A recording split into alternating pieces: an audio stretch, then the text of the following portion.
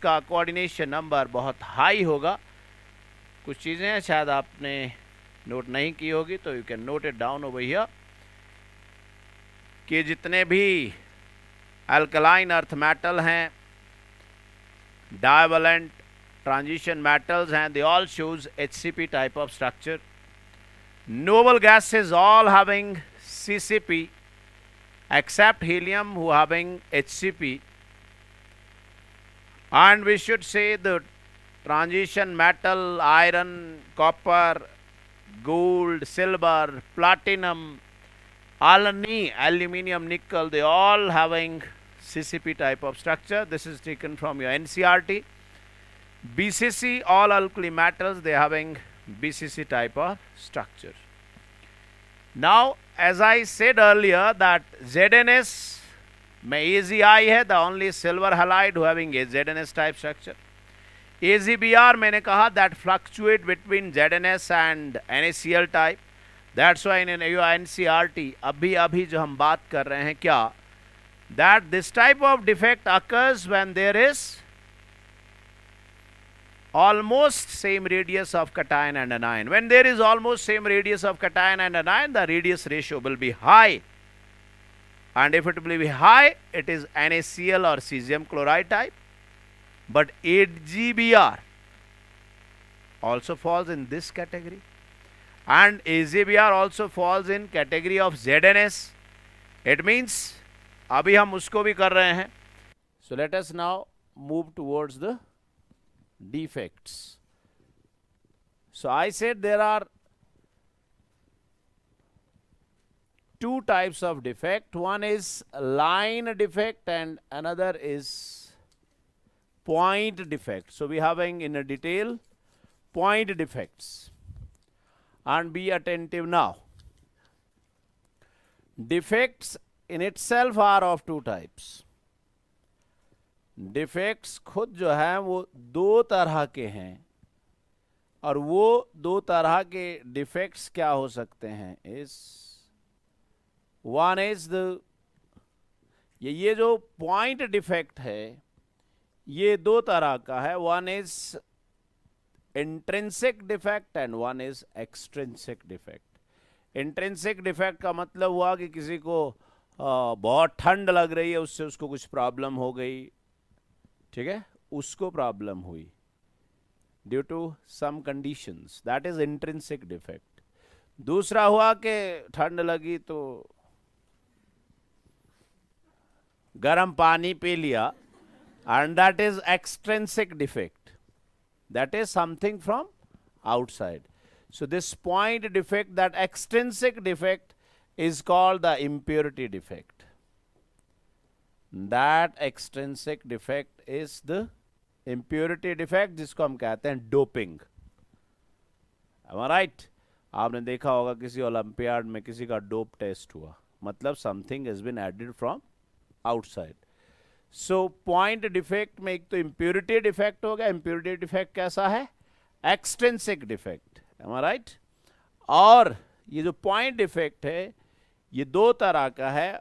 One is stoichiometric defect and one is non stoichiometric defect.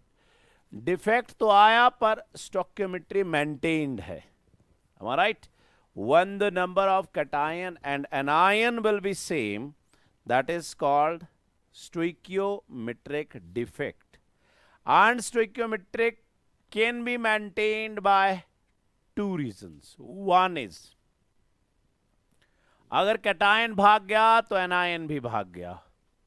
अगर दोनों 10-10 थे, अब दोनों 9-9 हैं, तो stoichiometry is maintained 1:1.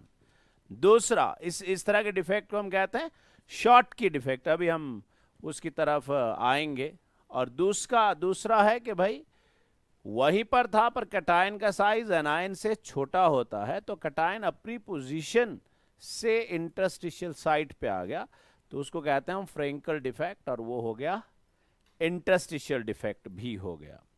Non stoichiometric defect, non stoichiometry mean stoichiometry का मेंटेन ना रहना. हम अभी डिटेल में कर रहे हैं सारे. ना रहना किस वजह से? दो वजह से हो सकता है. नंबर एक इज या तो मेटल एक्सेस है या मेटल डेफिशिएंट है। अगर मेटल एक्सेस है तो वो भी दो कारण से हो सकती है, या तो एनायन वैकेंसी है मतलब एनायन भाग गया है, या फिर कैटायन एक्सेस है कि कैटायन आपने एक्स्ट्रा डाल दिया है। और अगर हम मेटल डेफिशिएंसी डिफेक्ट की बात करें, यहां नोट करने वाली बात यह है कि वो metal deficiency is characteristic feature of transition metals. That metal deficiency defect is characteristic feature of transition metals. वो सिर्फ transition metal ही शो करती हैं। क्यों ऐसा है? क्योंकि transition metals की variable oxidation states होती हैं। आज हम इसी से रिलेटेड क्वेश्चंस भी करेंगे। तो अब आप ध्यान दें, पहला डिफेक्ट इज शॉर्ट की डिफेक्ट। अगर आप इस शॉर्ट की डिफेक्ट को देख रहे हैं, ध्यान से देखिए, मैंने कहा कि ये डिफेक्ट्स कहते हैं थर्मल डिफेक्ट्स हैं। आपने क्या किया? उसको हीट किया होगा। हीट क्या होगा तो कहीं से कैटायन भाग कर चला गया, कैटायन भाग कर चला गया तो एनायन भी भाग कर चला गया। इसका मतलब साफ हो गया कि कैटायन और एनायन का रेडियस क्लोज रहा होगा, क्योंकि जब एक जहां से स्किप कर सकता है वहां से दूसरा भी स्किप कर सकता है। इसका मतलब हुआ कि कैटायन और एनायन दोनों ही भाग गए तो स्टोइकियोमेट्री तो मेंटेन रही। सो दिस इज स्टोइकियोमेट्रिक डिफेक्ट। पर ऐसा कब हो सकता है? अगर कैटायन और एनायन दोनों भाग गए तो आपने पिछली क्लास में पढ़ा रेडियस रेशो। तो अगर कैटायन और एनायन के रेडियस का बीच का डिफरेंस कम हुआ तो रेडियस रेशो कैसा होगा? हाई होगा। रेडियस रेशो हाई दो केस में होता है, या तो NaCl में होता है या सीजियम क्लोराइड में होता है। It means this type of defect is only shown by NaCl और caesium chloride type of crystals. This type of defect is shown by NaCl और caesium chloride type of crystals. Am I right? अब अगर आपके पास NaCl और caesium chloride type crystal ऐसे show कर सकता है, तो हमने बात की कि NaCl की तरह ही स्ट्रक्चर होता है सारे सोडा हैलाइड्स, और सिल्वर हैलाइड में है AgBr। इसका मतलब AgBr भी शॉर्ट की डिफेक्ट शो कर सकता है। समझ में आ गई बात? अब कॉन्सिक्वेंस क्या हुए? क्या क्या हुआ इस डिफेक्ट से? इस डिफेक्ट से हुआ कि स्टोइकियोमेट्री मेंटेन्ड है। स्टोइकियोमेट्री मेंटेन्ड है मतलब अगर पहले 10:10 था, अब 9:9 है। समझ में आ गई बात? बात नंबर 2, आप देख पा रहे हैं कि क्रिस्टल में सिमिलर चार्ज इकट्ठे हो गए। अभी इतने नजदीक नहीं है, दूर दूर हैं। इसको कहता है डाइलेक्ट्रिक कांस्टेंट, पर इसका कम होता है, फ्रेंकल का ज्यादा होता है। पर इस चार्ज से क्या हुआ? स्टेबिलिटी घट गई। डिफेक्ट से वाला किसी को स्टेबिलिटी आती है? No. So it means consequences that due to Schottky defect there is decrease in lattice energy. There is decrease in lattice energy, so there is decrease in stability. और वहां पे क्या क्रिएट हो गए? खाली जगह। खाली जगह जहां कोई चार्ज नहीं, उसको हम पॉजिटिव चार्ज कहते हैं, और पॉजिटिव चार्ज को हम कहते हैं hole that behave like hole, and this make this conductive. हो गई बात क्लियर? अब आप ध्यान दें अगले की तरफ, दैट इज फ्रेंकल डिफेक्ट।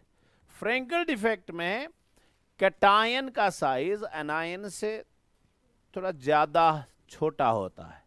तो अगर कैटायन टू एनायन रेशियो देखें तो कैसा आएगा? अगर कैटायन और एनायन में फर्क बहुत है, मतलब एनायन काफी बड़ा है कैटायन से, तो कैटायन बाय एनायन का रेशियो लो आएगा। इट मींस आपकी बुक में लिखा होगा कि in this case the cation leave its position. Ion लिखा होगा वहां, उस आयन में स्पेसिफिकली मैंने क्या कह दिया? Mainly cation. Mainly cation leave its position and come to lie in the interstitial side. ये देखो, यहां आपको ऑर्डर थोड़ा इररेगुलर जैसा लग रहा होगा, और इससे क्या हो गया कि पॉजिटिव पॉजिटिव चार्जेस एक दूसरे के नजदीक हो गए, इसलिए कहते हैं कि फ्रैंकल डिफेक्ट जहां होता है वहां डाइलेक्ट्रिक कांस्टेंट ज्यादा बढ़ जाता है in comparison to Schottky defect. Frenkel defect में कैटायन ही मूव कर पाता है, एनायन मूव, इसका मतलब एनायन का रेडियस बड़ा होता है, कैटायन का रेडियस छोटा होता है, और कैटायन अपनी जगह छोड़कर इंटरस्टिशियल साइड पर आ जाता है। समझ रहे हो बात? यहीं से क्वेश्चन आया, ध्यान देखो। जब किसी बच्चे ने यहां देखा उसको लगा दिस इज शॉटकी डिफेक्ट, क्योंकि यहां कैटायन था ही नहीं। जब उस बच्चे ने यहां देखा उसको लगा ओ दिस इज इंटरस्टिशियल डिफेक्ट, क्योंकि इंटरस्टिशियल साइट पे क्राउडिंग हो गई, मतलब कैटायन इंटरस्टिशियल साइट पे आया है। इसका मतलब क्या हो गया? इसका मतलब हुआ that this Frenkel defect is a hybrid defect. Hybrid defect of what? Interstitial defect and Schottky defect. So this was question that why this Frankel defect is called hybrid defect. तो आप यहां लिख सकते हो this Frankel defect is hybrid defect. Hybrid defect of what? Interstitial defect and Schottky defect. So this is hybrid defect of interstitial and Schottky defect. So this is the reason that this Frankel defect is called hybrid defect. Yes or no?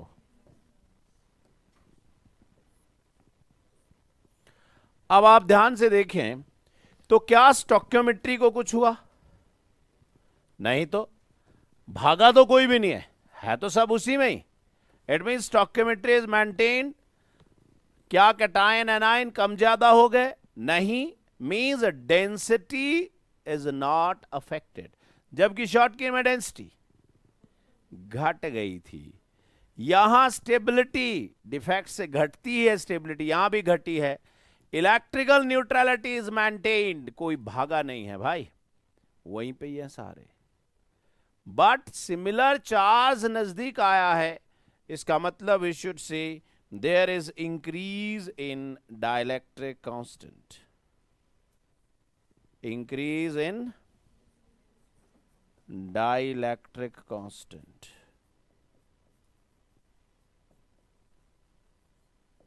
So we should say the dielectric constant value of those who shows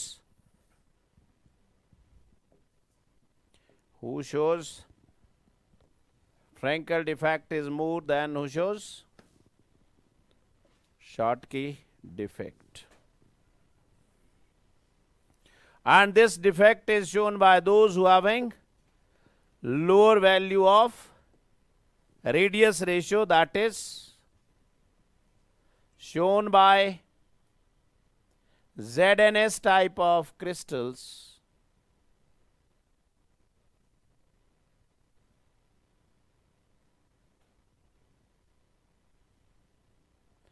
and AZBR also having ZNS type structure. It means AZBR का नाम यहां भी है, यहां AZI का नाम है पर वहां नहीं था, वहां AZCL का नाम है, AZF का नाम है, क्योंकि NaCl टाइप स्ट्रक्चर होता है वहां।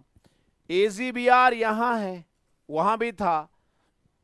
That's why your NCERT says that AZBR shows both Schottky as well as Frankel defect. Very important.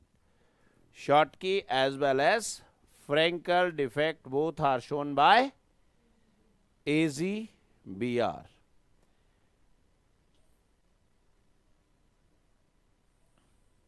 तो अगर हम दोनों डिफेक्ट्स को देखें कि दोनों में क्या फर्क है, तो हमें यहां से पता लगता है कि हम अगर कंपैरिजन करें कि equal number of anion missing है तो इक्वल नंबर ऑफ कैटायन भी मिसिंग है। मिसिंग कोई नहीं है, सिर्फ क्या हुआ है, मिसप्लेसमेंट हुई है, अपनी जगह से इंटरस्टिशियल साइड पर आए हैं। डेंसिटी डिक्रीज, वहां कुछ डेंसिटी को हुआ क्या? Density remain same. occurs in solid having similar ionic size so that radius ratio is high. Having where cation is smaller than anion, radius ratio is low, coordination number is low. Electrical neutrality remains the same. Yes or no? Electrical neutrality remains the same, but the dielectric constant slightly alter, बढ़ गया, क्योंकि similar charge नजदीक आ गए. Stoichiometric point, this is stoichiometric defect. Stoichiometric तो ये भी है. यहाँ NaCl है, KCl है, cesium chloride है, AgBr है. Am I right? यहाँ देखो ZnS, AgCl, AgBr. So जो मैंने कहा, note that AgBr exhibit both. Very important, I am telling you. This exhibit both, that is Schottky as well as Frenkel defect. Am I right? चलिए आगे. अब हम पहुंचते हैं non stoichiometric defects. Non stoichiometric defects. In those defects, in such defects, the stoichiometry is not maintained. Stoichiometry is not maintained. So we are having first is metal excess defect. Metal excess कैसे? By anionic vacancy. अब जरा ध्यान से सुने, हमारे पास question है और वो क्वेश्चन क्या कहता है? That NaCl if heated in the atmosphere of sodium, it, या सीधा लिखो NaCl pure is colorless, but if it having impurity of sodium, it turns yellow. Impurity of sodium. अब सोडियम, अगर आपने यहां थर्मल डिफेक्ट की बात की, आपने हीट की बात की, वो हीट किसको आयनाइज करने के लिए लग जाएगी? सोडियम को आयनाइज करने के लिए लग जाएगी. And what it will form is sodium ion plus electron. What is charge on electron and what is charge on one Cl negative is same.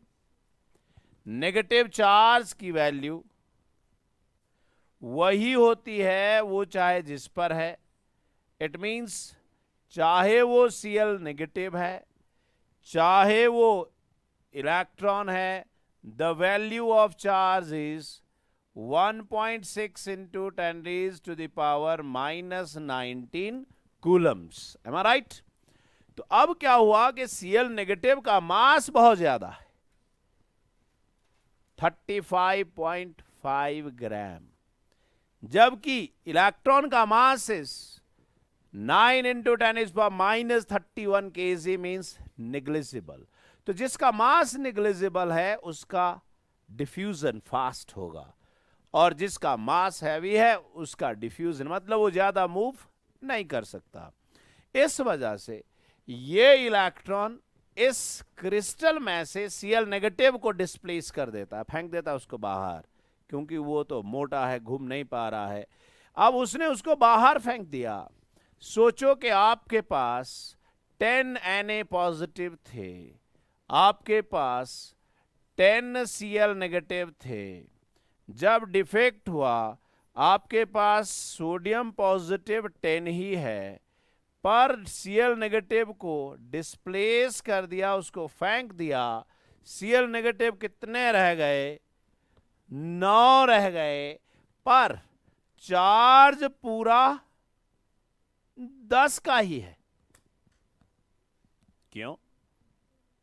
Electron पर भी तो लिखा तो आपने, यहां इलेक्ट्रॉन पर भी वही चार्ज है जो Cl नेगेटिव पर था. इसका मतलब हुआ इसकी इलेक्ट्रिकल न्यूट्रलिटी मेंटेन्ड है, ये न्यूट्रल है. इलेक्ट्रिकल न्यूट्रलिटी तो मेंटेन्ड है, पर क्या हो रहा है? कैटायन 10 है और एनायन 9 है, इसका मतलब stoichiometry is not maintained. So this is non stoichiometric defect. This is non stoichiometric defect.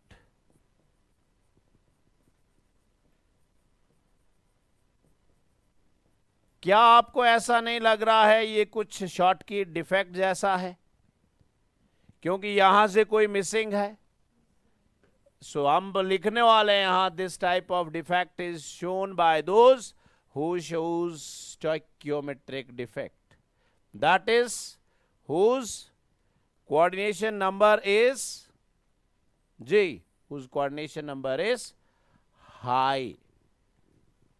This is similar to stoichiometric defect. एक भाग गया यहां से, और यही वो इलेक्ट्रॉन है जिसको कहते हैं एफ सेंटर इलेक्ट्रॉन, और यही वो इलेक्ट्रॉन है जिस वजह से उसका येलो कलर आया.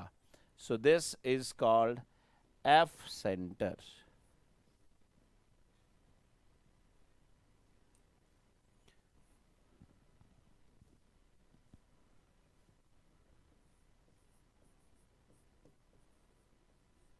And this is responsible for the color that NaCl having when it having impurity of, yes, किसकी impurity? Sodium. And this NaCl having impurity of sodium is yellow in color. किस वजह से? इस defect की वजह से.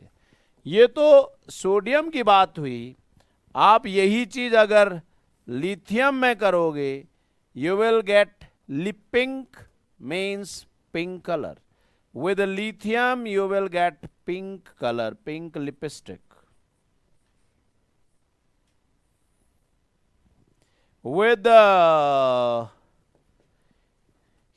K you will get Kavi. K is what? Potassium. Kavi matlab violet color. With potassium you will get violet color. So this all is because of metal excess due to anion vacancy. अब ये भी metal excess ही है due to extra cation. कहां पे extra cation? Interstitial site पर. आपने क्या किया? इसको हीट कर दिया. जब इसको हीट कर दिया तो हीट करने के बाद क्या हुआ कि जो जिंक था वो जिंक ऑक्साइड वो कन्वर्ट हो गया Zn2 positive, yes no, +2 electron, yes no, plus half O2, half O2. O2 तो गई. अब ये Zn2 पॉजिटिव यहां से आया और कहीं इंटरस्टिशियल साइट पर आकर बैठ जाएगा, और उसके इंटरस्टिशियल साइट पर आने से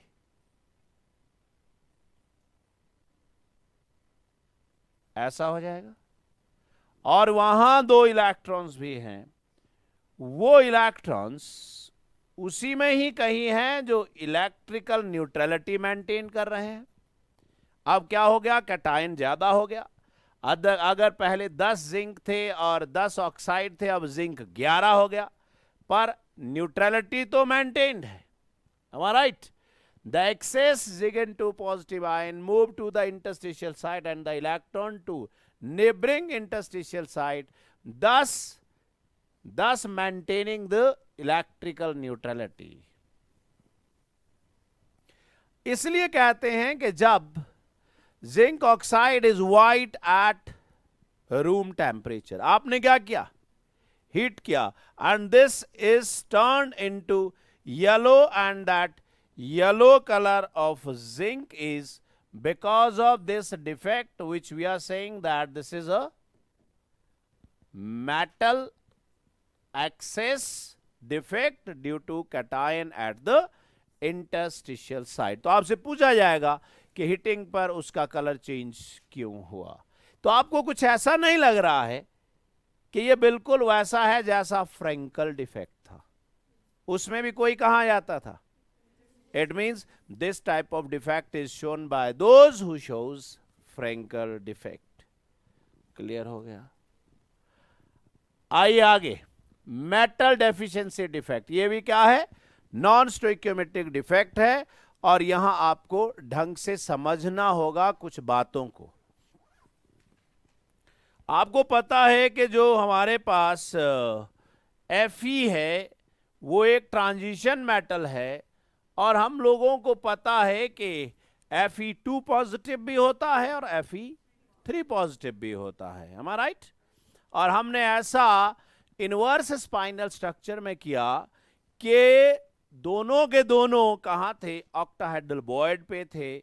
हमने कहा inverse spinal structure is a good conductor, क्योंकि Fe2 पॉजिटिव काय में कन्वर्ट हो गया? Fe3 पॉजिटिव में with the loss of 1 electron, और उस इलेक्ट्रॉन की वजह से वहां क्या हो जाती है? कंडक्टेंस हो जाती है। पर आपको कुछ बातें ध्यान में रखनी होगी। क्या? एक Fe2 पॉजिटिव एक Fe3 पॉजिटिव नहीं बना सकता। क्यों? Fe2 पॉजिटिव से कितना पॉजिटिव चार्ज है? 2, और 3 पॉजिटिव से कितना है? 3। हो गया ना चार्ज इम्बैलेंस, क्योंकि यहां कहीं इलेक्ट्रॉन्स नहीं है। हम पॉसिबिलिटीज बता रहे हैं। हमने कहा कि जिंक 2 पॉजिटिव भी वहीं था, इलेक्ट्रॉन भी इंटरस्टिशियल साइट पे थे, इलेक्ट्रिकल न्यूट्रलिटी मेंटेन हो गई। इसका मतलब अगर मैं यहां देखूं सारे के सारे, अगर मेरे पास Fe2 पॉजिटिव होते तो काउंट कर लो कितने Fe2 पॉजिटिव होते। And this is very important one. Fe2 positive मेरे पास है और ऑक्साइड 2 नेगेटिव मेरे पास है। Fe2 पॉजिटिव 1 में 2 है और ऑक्साइड भी 1 में 2 है। इसका मतलब 4 रो में कितने ऑक्साइड हो गए? 8 ऑक्साइड हो गए। 4 रो में कितने Fe2 पॉजिटिव हो गए? 8 हो गए। am I right? 8 Fe2 positive से कितना पॉजिटिव चार्ज हो गया? 16 पॉजिटिव। और 8 O2 नेगेटिव से कितना नेगेटिव चार्ज हो गया? 16 नेगेटिव। अब क्या हुआ कि जब आपने थर्मल डिफेक्ट दिया, हीट प्रोवाइड की, तो Fe2 पॉजिटिव की आयनाइजेशन मोर स्टेबल Fe3 में हो गई। Fe2 पॉजिटिव कौन है? जिसकी कॉन्फ़िगरेशन D6 है। और Fe3 पॉजिटिव कौन है? जिसकी कॉन्फ़िगरेशन D5 है।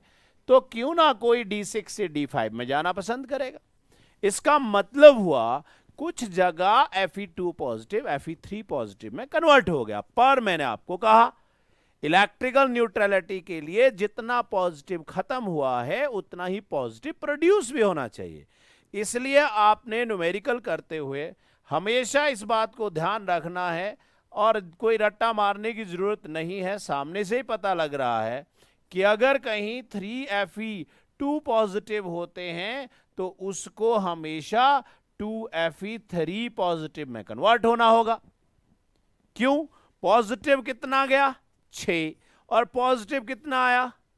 6 ही आया। इसका मतलब ऑक्साइड तो वहीं के वहीं है। इसका मतलब साफ हो गया कि अगर मैं 3 Fe2 पॉजिटिव उन 8 Fe2 नेगेटिव में से उड़ा देता हूं तो मेरे पास नया रेशो Fe2 पॉजिटिव का कितना आ जाएगा? बताओ।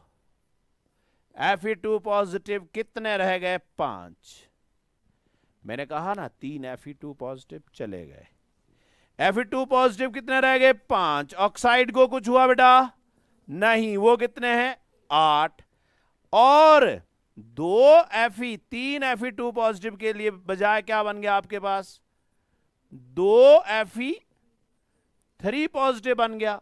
अब आप देखो 2 Fe3 से कितना पॉजिटिव हुआ? 6।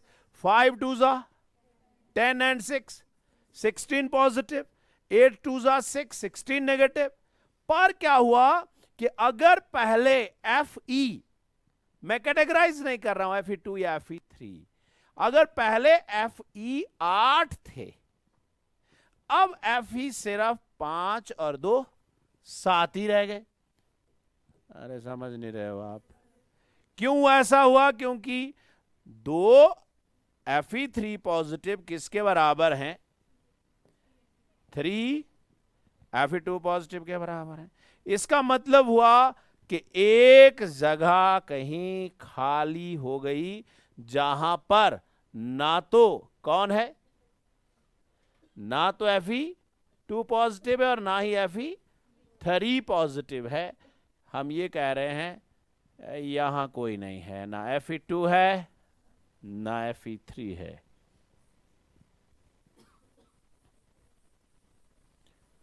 क्लियर हो गया? ना Fe2 है ना Fe3 है। बोलो चार्ज बैलेंस है। अब इससे देखो आपको एक नई चीज मिलेगी। क्या नई चीज मिले? अब आप Fe काउंट करो,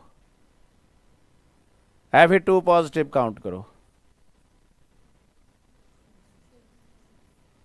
Fe2 बोल रहा हूं 5। नहीं समझे? अरे बेटा Fe3 देख रहे हो? कितने Fe3 हैं? 2। तो 2 Fe3 हैं तो 3 Fe2 भागे होंगे ना। ये तो लिखा यहां 3 Fe2 भागे होंगे। जहां से 2 Fe2 भागे वहां तो 2 Fe3 आ गए। एक जगह तो खाली हो गई ना। इसका मतलब पहले अगर फॉर्मूला FeO था, समझ रहे हो? कितने Fe थे भाई? 8। लेट अस से कितने Fe थे? 8 थे। और अब कितने?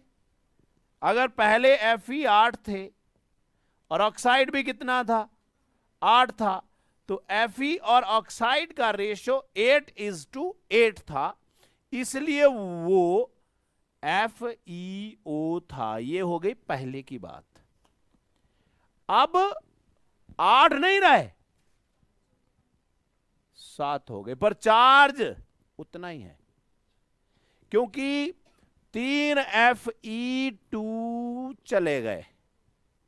3 जगह खाली हुई थी, पर 3 Fe2 means 6 positive is neutralised by 2 Fe3 positive. तो 2 ही Fe आए हैं।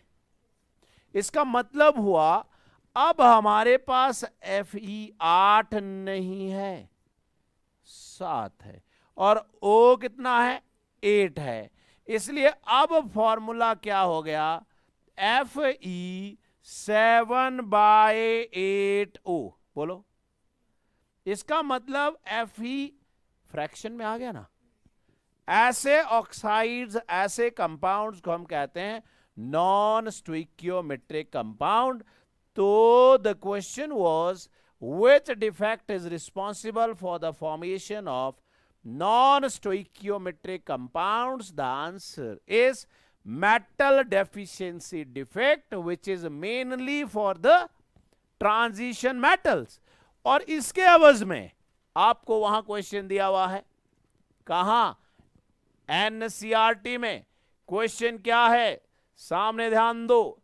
क्वेश्चन में बोला गया है दैट देयर इज Fe, या आपकी एनसीईआरटी में निकल का क्वेश्चन है।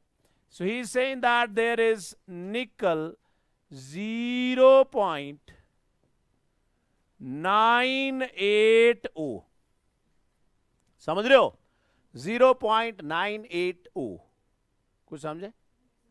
0.98O को मैं क्या ऐसे लिख दूं अगर आपको समझ आ रहा हो? दैट दिस इज निकल 98, ऑक्सीजन 100। बोल दूं ऐसा? आप इस बात को समझिए, एग्जाम्पल के थ्रू समझिए। O 100 मींस O के ऊपर क्या चार्ज होता है? 2 नेगेटिव, मतलब 200 नेगेटिव। अब आप इसको इस तरह के से समझिएगा कि मैंने एक बच्चे को बोला कि देखिए ये 100 बच्चे हैं, ये 2-2 चॉकलेट सबको दे दे। ठीक है, तो मैंने उसको कितनी चॉकलेट दे दी? 200 चॉकलेट दे दी। उसने क्या किया, सबको जब चॉकलेट देते देते एंड में पहुंचा तो 98 पर जाकर चॉकलेट खत्म हो चुकी थी। अभी भी 2 बच्चे रह गए। इसका मतलब पक्का बीच में कोई उसका ऐसा दोस्त था जिसने बोला अरे एक और दे देना। इसका मतलब किसी बच्चे को 2 के बजाय 3 दी गई है, जो उन लास्ट के 2 बच्चों का शेयर खा गया जिनको मिला ही नहीं। इसका मतलब हुआ कि निकल 2 ही निकल 2 नहीं है वहां। अगर निकल 2 होता, निकल के ऊपर 2 पॉजिटिव, ऑक्सीजन के ऊपर 2 नेगेटिव, एक के लिए एक होता। मतलब अगर उसने कहा नहीं नहीं सर ऐसा नहीं है, मैंने तो सबको 2-2 दी, तो मैं बोलता भाई 100 तो लोग थे, 2-2 दी तो सबको पूरी आनी चाहिए थी ना। तो निकल और ऑक्सीजन का रेशियो क्या आया होता, 1:1। पर ये क्या हुआ, इसका मतलब हुआ दिस नॉन स्टोइकियोमेट्रिक फ्रैक्शन में आ रहा है ना, इसका मतलब हुआ धोखा हुआ है। किसी बच्चे को 2 के बजाय 3 चॉकलेट दी गई है। इसका मतलब निकल +2 नहीं, लगता निकल बीच में कहीं +3 भी हो गया। मतलब किसी बच्चे को 2 के बजाय 3 चॉकलेट मिली हैं। तो अगर 3 चॉकलेट मिली हैं तो अब हमने ये देखना है कि भाई कितने बच्चे ऐसे हैं जिनको 3 मिली है। सुना? तो हमने कह दिया लगता X बच्चे ऐसे हैं जिन बच्चे जो उसके खास दोस्त थे। कोई कह रहा है 4, नहीं 4 किसी को नहीं मिल सकती। अगर किसी को 4 मिली होती तो 98 तक को पहुंचता ही ना। समझ में आ गई बात? आप खुद सोचो, 200 चॉकलेट में से अगर किसी को 4 दी होगी आपने, 98 तो पहुंच ही नहीं सकते आप। इसका मतलब छोटा मोटा धोखा हुआ है। छोटा मोटा मतलब 2 के बजाय 3 दे दी। इसका मतलब क्या हुआ? और कुछ बोल रहे नहीं सर 2 के बजाय हो सकता है किसी को 1 ही दी हो, तो चॉकलेट बच जानी चाहिए थी। इतना मैथ तो लगा लो, खत्म थोड़ी ना होनी चाहिए थी फिर। तब तो लास्ट के जो 2 बोले यार अब 6 बच गई है, हमारी है दोनों। आप जरा सामने ध्यान दो। इसका मतलब हुआ 98 माइनस X बच्चों को दी उसने 2। Am I right? आप जरा हिसाब किताब लगाते हैं क्या? 98 माइनस X बच्चों को उसने दी 2। Am I right? Plus 3X बच्चों को प्लस 3 इंटू X उसने दी कितनी? 3। चॉकलेट कितनी थी? सबको मिली होती बराबर बराबर तो 0 बची होती। अरे भाई आपको कितना चार्ज न्यूट्रलाइज करना है? -200। इसका मतलब हुआ आप इसको ऐसे भी कर सकते हैं, 98 माइनस X इंटू 2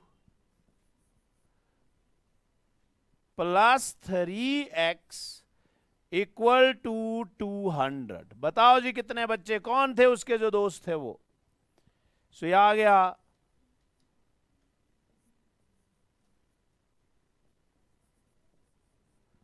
लग गया हमें पता कि वो कौन कौन थे। मिले वो दोस्त उसके। इसका मतलब हुआ 196 g plus X is equal to 200। 4 दोस्त ऐसे थे जिनको उसने 2 के बजाय 3 दे दी। X कौन था? 3 वाले लोग। इसका मतलब हुआ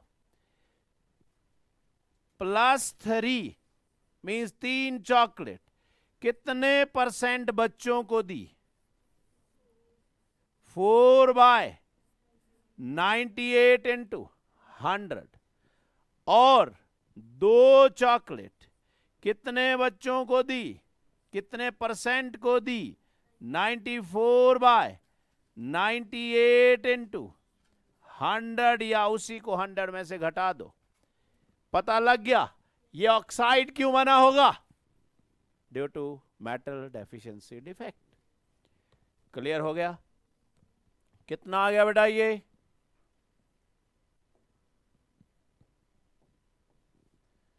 कितना आ गया ये? ऊपर वाला निकालो, नीचे वाला खुद आएगा।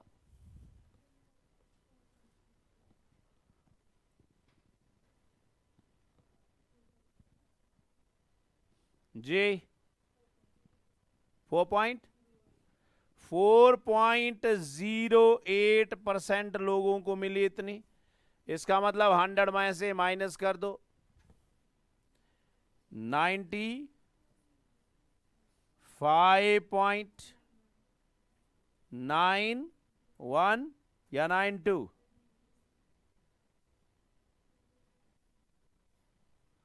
2 8 10, यस नो। इसका मतलब हुआ, अब सुनो, 1% ये आई निकल 2 और निकल 3 में एक दूसरे की परसेंटेज। अगर निकल ऑक्साइड में ये परसेंटेज निकालनी होती तब आप ध्यान से देखें, यही परसेंटेज बट निकल ऑक्साइड के अंदर। अब आप ध्यान दो, निकल 2 अगर है, दैट इज कितने लोगों को निकल 2 मिला, डिवाइडेड बाय निकल ऑक्साइड का मोलर मास कितना है। निकल ऑक्साइड कौन है? निकल 0.98, बोलो ना। अगर आपने लिया है यहां 98 तो लिख दो निकल 98, निकल 98 O 100, और ऊपर किसकी परसेंटेज निकाल रहे हो? 2 पॉजिटिव की। 2 पॉजिटिव कितना है? 94 इंटू उसका atomic mass divided by nickel 98 O 100 का molar mass. Am I right? और अगर निकल 3 निकालना होगा तो मोलर मास तो सेम ही रहा डिनोमिनेटर में, ऊपर भी मोलर मास सेम रहा, 94 के बजाय वहां क्या आ जाएगा?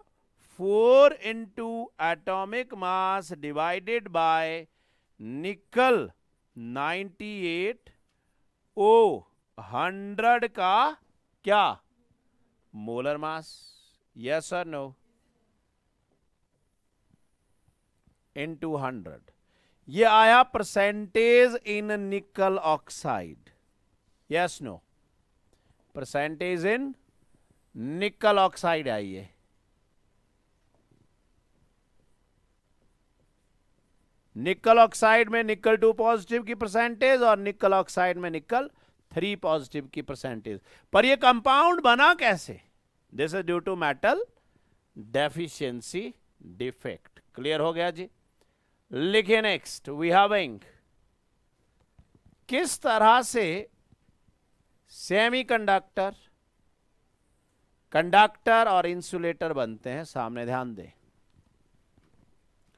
जिस मेटल के इलेक्ट्रॉन बैलेंस में होते हैं उसको बोलते हैं बैलेंस इलेक्ट्रॉन, और जब वो बहुत से एटम्स हों तो बैलेंस इलेक्ट्रॉन बहुत से होते हैं, और वो बहुत से इलेक्ट्रॉन जब इकट्ठे फ्लो करते हैं, उनके इकट्ठे फ्लो करने से वहां कुछ ऐसा नजारा होता है।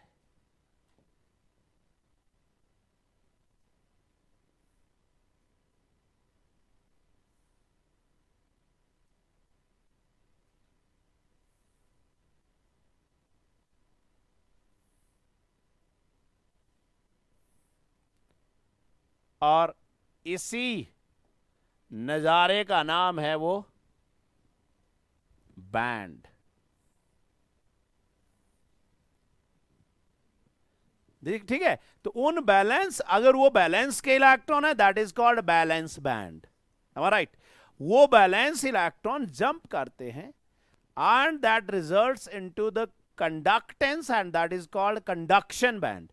अगर वो मेटल्स होती हैं तो बैलेंस बैंड और कंडक्शन बैंड दोनों एक दूसरे के साथ ओवरलैप करते हैं, मतलब इलेक्ट्रॉन को ज्यादा जंप लगाने की जरूरत नहीं होती है। अगर वो सेमीकंडक्टर होते हैं तो बीच का जो गैप, इसको कहते हैं फॉरबिडन जोन। ये फॉरबिडन जोन होता है, इसलिए इलेक्ट्रॉन को यहां से यहां जाना पड़ता है, इसलिए उसकी कंडक्टेंस कम होती है। इंसुलेटर में ये जो फॉरबिडन जोन है, फॉरबिडन जोन मींस जो अलाउ नहीं करता किसी को जब तक एनर्जी ना हो, तो forbidden zone is highest for insulator, इसलिए इलेक्ट्रॉन यहां से जंप करके यहीं गिर जाते हैं, ऊपर नहीं पहुंच सकते हैं, इसलिए हम उसको कहते हैं कि वो बैड कंडक्टर है, क्योंकि बैलेंस बैंड और कंडक्शन बैंड के बीच का गैप जो है वो बहुत ज्यादा है। M I right? हमारे पास अब आ गया कि भाई फेरोमैग्नेटिक क्या होता है। Ferromagnetic are those substances who having their domain in align in one direction, so they having very high value of the magnetic moment, so are called ferromagnetic substances. And this phenomenon of ferromagnetism is shown by Ficuni, means iron, cobalt, nickel, is shown by gadolinium, and the temperature above which no ferromagnetism is observed is called Curie temperature. The temperature above which no ferromagnetism is observed is called Curie temperature. It means anti-ferromagnetic, means इनकी expectation तो बहुत है, but the overall value of the magnetic moment is 0. Anti-ferromagnetic substances are those whose expected value is high but actual is 0. That include manganese oxide, MnO, MnO2, Mn2O3.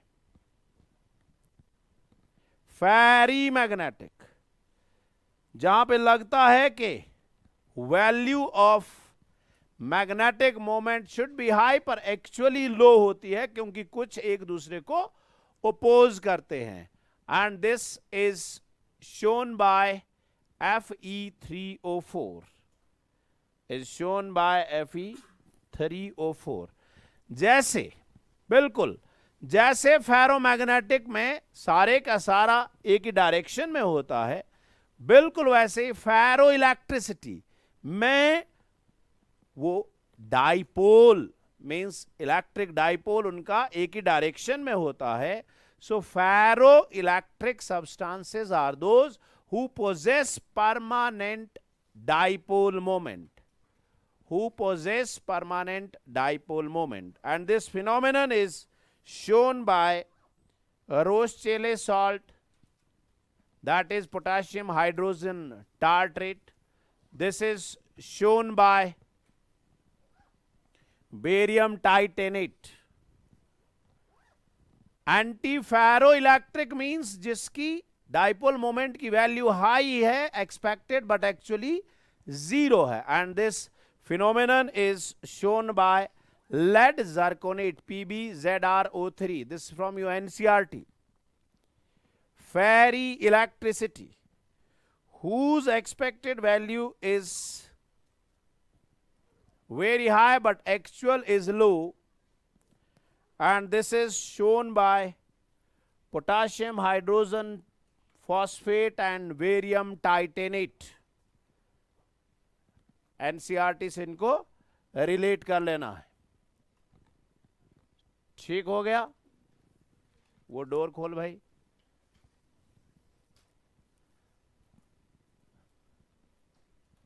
खोल।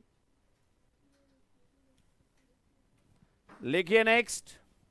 तो तो आपने क्या लिख दिया, फेरो इलेक्ट्रिसिटी लिख दिया, एंटी फेरो इलेक्ट्रिसिटी लिख दिया, फेरी इलेक्ट्रिसिटी लिख दिया।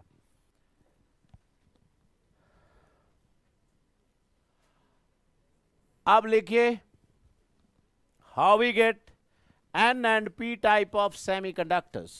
जरा ध्यान दें, अगर आपके पास सिलिकॉन है, सिलिकॉन के बैलेंस में कितने इलेक्ट्रॉन्स होते हैं, 4 होते हैं। तो सिलिकॉन के साथ सिलिकॉन जब हुआ तो 8 हो गए पूरे, सिलिकॉन के 4 उसने अगले सिलिकॉन के साथ शेयर किए। हमने क्या किया कि एक सिलिकॉन को सब्स्टिट्यूट कर दिया किसी एल्यूमिनियम से। राइट, बताओ एल्यूमिनियम के बैलेंस में कितने इलेक्ट्रॉन है, 3 है। अब सिलिकॉन के 4 थे, एल्यूमिनियम के 3 है। इसका मतलब ये जो है this will not forming bond, क्योंकि एल्यूमिनियम के पास तो है नहीं। So this is called hole and this is similar to the p type of semiconductor. तो ग्रुप 14 में अगर आप ग्रुप 13 को डोप कर दोगे, मतलब इंप्यूरिटी डाल दोगे, तो एक इलेक्ट्रॉन के लिए बॉन्ड फॉर्मेशन पॉसिबल नहीं है। That will lead to p type of semiconductor. आप उसका चेंज करिए। हमने क्या किया, सिलिकॉन में फास्फोरस डाला।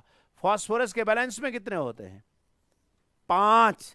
4 तो उसने बॉन्ड बना दिए, 1 रह गया free electron. This leads to the n type of semiconductor.